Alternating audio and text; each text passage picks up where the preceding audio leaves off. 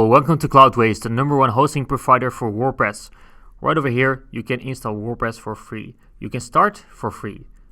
So you can have a trial of a few days, and then you can decide if you want to continue or if you want to quit. So I highly recommend to try it at least. And right over here, we got the flexible plans with all the pricings. And you can see links in the description that you can, how higher you pay, how faster your WordPress will be, and how better it will be. So right over here, you got the monthly prices, and I'm going to show you how I sign up for this plan.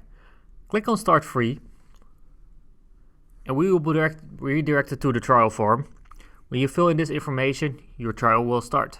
Well, you made it to the Cloudways dashboard. You've successfully signed up for Cloudways. So the next step is to install WordPress on Cloudways. That's very easy. So I'm going to explain to you in another video, and I hope you have enjoyed it. Don't forget to subscribe, and I want to thank you for watching, and I will see you soon.